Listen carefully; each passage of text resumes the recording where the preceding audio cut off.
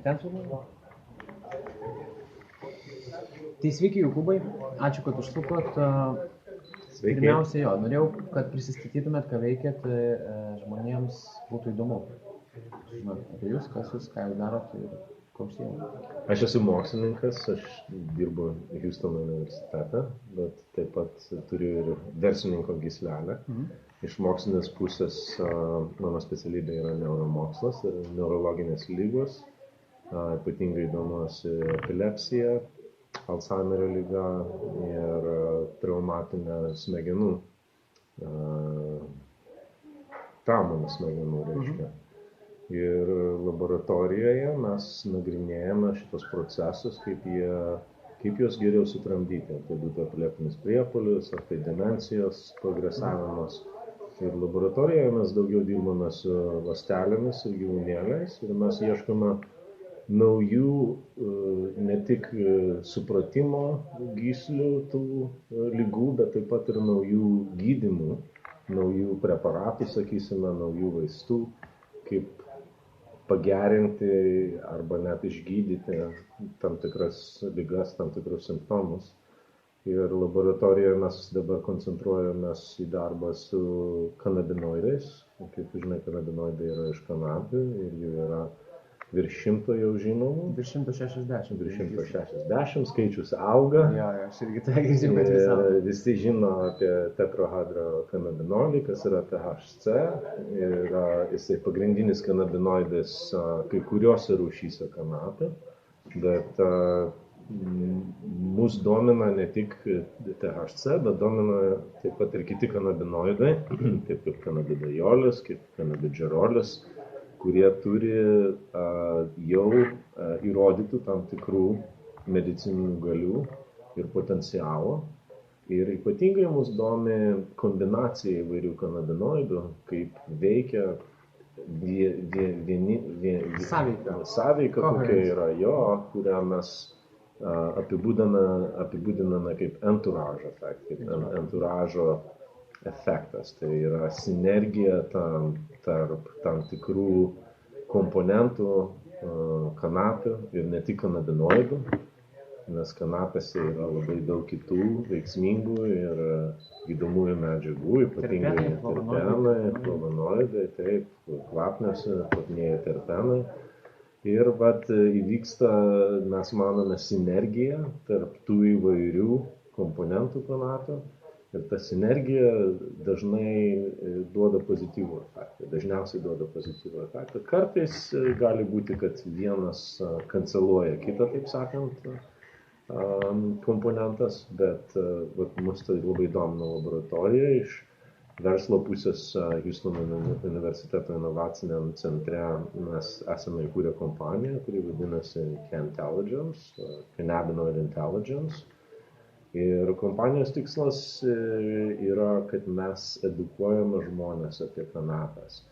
Apie viską apie kanapes. Tai nėra aktyvistinis, taip sakant, požiūris, tai yra bendras požiūris suprasti medicininės galias kanapių, suprasti poveikį net rekreacinių arba suaugusių naudojimo tų kanapių reiškia. Ir kita dalis, kad mes užsiimame intelektualinę nuosavybę. Tai mes turime intelektualinių nuosavybių ir galima sakyti kaip paslapčių, kurias mes licenzijuojame į rinką. Taip, kad mes patys nedirbame su kanapių augalais, bet mes dirbame su daktarais, su sesutėmis, juos apmokydami, su visa visuomenė miesto, kiekvieną mėnesį juos pakviesdami į atvirą forumą, iš įvairių kampų išnagrinėti ir apie medicininės kanapes būtent, bet ir apie visas kanapes iš viso, apie pluoštinės kanapes, apie medicininės ir rekreacinės. O kaip tik ir norėjau paminėti šitą momentą, jūs sakot, užsiimat švietimu. Kaip jūs vertinate tokią nuomonę, kad kanapė kaip augalas apskritai yra vertinamas tik tai pagal vieną komponentą, THC? Tai aš vertinu tiesiog žinių neturėjimu ir galbūt net nenoru to suprasti dėl nusistačiusios stigmos, o ta stigma buvo nustatyta ne mokslininkų ir ne daktarų, Verslo. o politikų, specialių interesų ir medijos. Taip. Taip, kad daktarai, tarp kitko, Amerikoje prieš uždraudimą kanapių, visų kanapių, net ir pluoštinių kanapių, daktarai tam labai priešinosi. Ir daktarų asociacijos medicinos rašė laiškus Amerikos vyriausybei, kad paliktų kanapes kaip vaistus naudojimui, nes buvo jau tada žinoma ir buvo jau tada moksliškai žinoma, kad kanapės tikrai padeda su daugeliu lygų. Man toks įdomus klausimas irgi visą laiką kyla. Jūs esate mokslininkas, jūs dirbate universitete, mokote žmonės ir iš esmės, mano supratimu, turbūt žmonija turėtų suprasti vieną paprastą dalyką, kad mes negalime vertinti pačios kanapės ir produktų arba gaminių pagamintų iš kanapių, taip pat kaip daugelio kitų vaistų, dėl to, kad nuo šito augalo arba nuo preparato pagaminto iš jų negali mirti, negalima perduoti, ar aš teisus?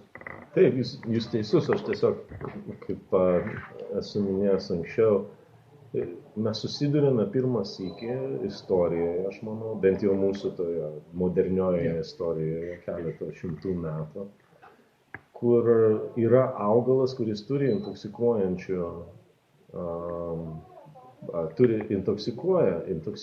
bet taip pat turi be galo daug medicininių galių. Taip, kad čia yra iš tikrųjų išskirtinis augalas ir išskirtinis variantas. Medicininių ramunėlių ar medicininio šalavijos įstatymų nėra, nors mes žinome, kad ir ramunėlės, ir šalavijai, ir jazminai, ir lavanda turi taip pat gydomųjų galių.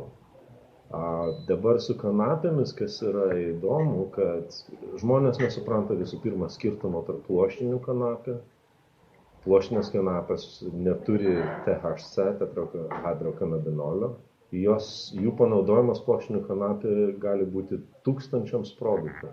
Tūkstančiams pluoštinių produktų, laidumo netgi elektros, aprangai, maistui, mitybai, medicinai. Namų statymui, gyvulių pakratams, gyvulių maitinimo ir taip toliau. Taip, kad panaudojimo pluoštinių kanapių yra labai daug. Taip pat ir su kitomis kanapėmis yra labai daug panaudojimo, bet tos vadinamos kanapės medicininės arba rekreacinės, kurie skiriasi nuo pluoštinių, kad juose yra daugiau negu 0,3% THC. Kai kurios jos turi gal po 1-2%, nes yra veislių, kuriuose yra sumažintas THC lygis, kai kurios jos gali turėti iki 30% THC ir būti stipriai intoksikuojančios.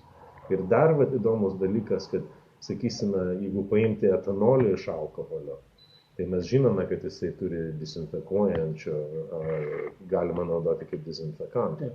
Jeigu mes paimame THC iš kanapių, mes žinome, kad THC jau dabar yra vaistas ir tas vaistas yra pripažintas, dėja ne natūralus vaistas, o susintezuotas, susintetintas laboratorijoje, tas pats THC yra FDA aprobuotas vaistas, vadinasi Marinol. Marinolis yra kiti vaistai, kurie vadinasi Epidiolex, čia yra iš Anglijos, čia yra kanabidajolio vaistas. Yra Sativex vaistas, kuris yra natūralus ir mišinys THC ir CBD, ir kuris yra duodamas pacientams su multiple sclerosis. Išsėtinė sklerozė? Jo, ir nuo vėžio, nuo vimdymo, chemoterapijos metu. Taip, kad visi mes jau žinome, kad THC, netgi tas intoksikuojantis komponentas kanapių, yra vaistas, jau yra pripažintas vaistas. Ir esminis momentas, kad jo neįmanoma padauginti ir nuo jo neįmanoma mirtis. Negali būti tiesioginė mirties priežastim. Nuo kanapių niekas nėra miręs. Yra skirtumas tas, kad, sakysime, sintetiniai kanabinoidai, kurie juos žymiai sunkiau yra surasti ir reguliuoti, todėl kad jie yra daug gaminami Kinijoje, sakysime, tai nėra tas pats nei vaistas sintetinis ir nieko bendro neturi su natūraliom kanapėm. Tai yra laboratorijoje susintetintas virš 70 įvairiausių pobūdžiu to vaisto, jis yra pristatomas kaip smilkalai, incense, kaip spice arba kush, bet tai nėra, ir turi tarp kitko kush pavadinimą, kuris yra kilęs nuo natūralių kanapių, bet čia nieko bendro su natūraliomis kanapėmis nėra. Nuo tų sintetinių kanabinoidų galima viršdozuoti, galima mirti ir galima prarasti protą.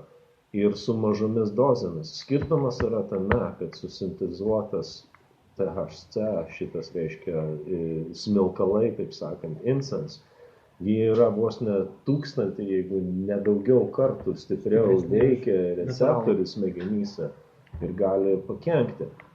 Pačios natūralios kanapės, jos yra saugesnės už kavą, ko žmonės nesupranta. Netgi THC natūralus yra saugesnės už kafeiną. Kodėl? Todėl, kad visų pirma, prie kafeino galima lengviau priprasti negu prie kanapės. Visų antra, kafeinas galbūt ir turi tam tikrų gydomųjų galių, bet jisai daugiau yra kaip tonizuojantis. Dabar, kodėl kafeinas yra pavojingesnis už kanapę, sakysime? Todėl, kad tu gali perdozuoti nuo kafeino ir gali mirti nuo kafeino. Ir skirtumas yra tame, kad ta efektingoji dozė kafeino, kuri tave stimuliuoja, nuo mirtingosios dozės yra atskiriama tik tai, ten sakysime, 10 kartų. Reiškia, tu gali išgerti arba panaudoti kafeino 20 kartų daugiau per tam tikrą trumpą laiką ir gauti širdies priepuolį arba insultą. Yra pakelti širdies ritmą, išvežti širdies iš normalaus ritmo, reiškia. Tai, o su kanapėmis labai, visų pirma, pripratimo lygis yra labai mažas prie kanapių, bet to labai sunku įvertinti tą pripratimo procentą, todėl kad žmonės naudoja kanapės kaip vaistus. Tai kaip tu gali dabar pasakyti? Ir kartais, žinote, žmonės atranda kanapės ir jų poveikį kaip vaistus, to nesitikėdami. Taip. Jie naudoja tai kaip rekreacinį kažkokį tai, reiškia, augalą, bet kažkurio tai metu jie supranta, palauk, o man kažkodėl tai uždegiminiai procesai netokie, ir jeigu aš rūkau tabaką, aš labai daug kosiju, man plaučius skauda, o aš pamaišau kanapių arba naudoju kanapę savaitgalį, pas mane nėra tokio pačio efekto. Žmonės tada supranta ir jie iš tos pramoginės pusės persimeta į medicininę pusę. Jie teisingai, kanapį reikia surūkyti lauką su THC, sakysime, per gana greitą laiką, kad jisai būtų pavojingas. Taip kad dozė, kuri efektinga dozė kanapė ir mirtingoji dozė kanapė, jinai skiriasi 1000 kartų. 10 000 gal net. Galbūt net 10 000, 1000 tikrai yra saugiau už kafeiną. Bent jau tą intoksikuojant yra stipresnė intoksikacija nuo kanapių ir nuo THC negu nuo kafeino, bet tiesiog yra saugesnis. Tai irgi reikia atskirti. Intoksikacija nereiškia saugumas. Jo, bet turime omeny, kad poveikis organizmui yra negatyvesnis kofeino negu kanapė. Taip. Labai gerai šitoje vietoje aš dabar prisiminiau, reiškia, mūsų premjerministro pasisakymas, trumpas, reiškia, atsakymas į žurnalistų užduotą klausimą apie balandžio 20 organizuotą renginį. Ir ponas premjerministras Skvernelis pasakė taip: aš manau, kad tai yra ypatingai pavojingos veiklos, atrodančios nekaltai, bet peraugančios į visai kitokias pasekmes. Aš kol kas manau, kad tas teisinis reguliavimas, kuris yra, jis tikrai tinkamas. Tai, mano nuomone, šitas teisinis reguliavimas, jisai neatitinka realijos. Tai yra pats stipriausias momentas. Realijoje kanapės yra naudojamos, jos yra naudojamos 100 žmonių, 1000 žmonių pramoginiai, 100, jeigu nuo 1000 žmonių mediciniškai. Yra šeimos, yra tėvai, yra vaikai, kuriems duodamas, net ir Lietuvoje. Tegu politikai tą supranta, tas jau vyksta. Yra politikų, kurie tai naudoja. Taip, yra politikų, kurie tą naudoja. Yra politikų, kurie turi ligas, kurie naudoja. Tai ir dar net nenori apie tai prisipažinti, sakysime atvirai. Tai vadinamas tas kanapinis klozetas. Žmonės dar įlindė į rūbinę kanapinę, užsidarė duris tamsoje ir nenori prisipažinti. Aplinkui vyksta visiškai kitas dalykas. Reiškia, jeigu mūsų valdžia nesupranta realijos Lietuvoje, kaip žmonės naudoja kanapes, kaip maistą, kaip mediciną, net kaip ir pramogą. Tai įstatymas yra atsilikęs nuo realijos, jisai nereprezentuoja realijos. O visam kitame pasaulyje jau yra supratimas ir yra ne tik supratimas, bet yra įstatymai. Vokietijoje, sakysime, yra visiškai legalios medicininės kanapės, su aukštu THC lygiu, mes nekalbame apie pluoštinės kanapės. Ir netgi su sveikatos apsaugos draudimu. Taip. Kanadoje yra medicininės kanapės ir Kanada visa šalis dabar turės visiškai atvirą kanapių įstatymą ir pramoginį įstatymą nuo 18 metų arba vyresniem. Ir Australija yra medicininių kanapių šalis. JAV virš 30 valstijų turi medicininių kanapių įstatymus ir virš 7 valstijos ir Vašingtonas turi rekreacinius įstatymus kanapių. Net ir patys konservatoriai, labai konservatyvūs žmonės Amerikos politikoje dabar nežiūri tai kaip į politinį, taip sakant, partijos klausimą. Šitas klausimas dabar apgodė visus žmonės, abi partijas, demokratų ir konservatorių. Ir čia tiesiog yra reikalingas dialogas. Ko trūksta labai Lietuvoje, tai iš tikrųjų dialogo tarp politikų, su politikais, su naudotojais, su pacientais. Būtent. Ir dar reikia suprasti Lietuvos politikams, kad virš 20% žmonių po Lietuvos nepriklausomybės išvažiavo gyventi į užsienį. Amerikoje tos valstijos, kurios įteisino medicinės kanapes, jos susilaukė labai daug, taip sakant, medicininių bėglių. Imigrantų, kurie atvažiavo į valstijas kaip Kolorado, kaip atvažiavo valstijas iš Kalifornijos, kad tenais jie arba jų vaikai galėtų naudotis tam tikrais preparatais. Iš Lietuvos jau šeimos važiuoja. Iš Lietuvos jau šeimos važiuoja ir ieško kitų alternatyvų. Tai Vokietija, tai Anglija. Ir čia bus dar viena problema mūsų valdžiai. Ir aš manau, kad jeigu įteisinti kanapes, jeigu jas sureguliuoti teisingai, jeigu juos iš jų paimti mokesčius, jeigu dalį tų mokesčių paskirti prieš, sakysime, narkotinę kompaniją arba švietimui. Edukacinę kompaniją švietimui, dalį lėšų paskirti miesto gražinimui ir apsaugai. Yra precedentai. Kolorado yra surinkęs virš $140 milijonų mokesčių praeitais metais. Pusė išleista švietimui, pusė išleista miesto ir kitų infrastruktūrų gerinimui. Ir jeigu pasižiūrėti, Kolorado klesti, jeigu pasižiūrėti downtown'e Denveryje, jisai klesti, miestas klesti, o klesti kitaip paaiškinti negalima. Dar vienas labai stiprus momentas yra, kad aš nesuprantu, kaip reiškia Amerikoje dabar yra epidemija opiatų. Ir Lietuvoje taip pat. Ir nuo opiatų kaip nuskausminančių galima mirti.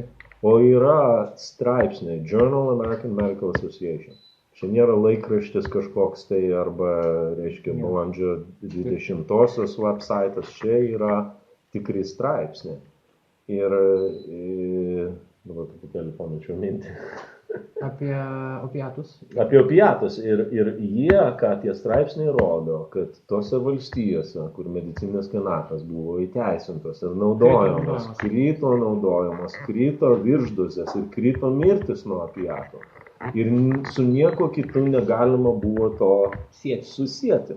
Tik tai su medicininėmis kanapėmis. Paskutinis straipsnis išėjęs iš Kanados rodo, kad vos ne 60% žmonių, kai jie pradeda naudoti kanapės, jie palieka opiatus arba sumažina vos ne 50% jų naudojimą.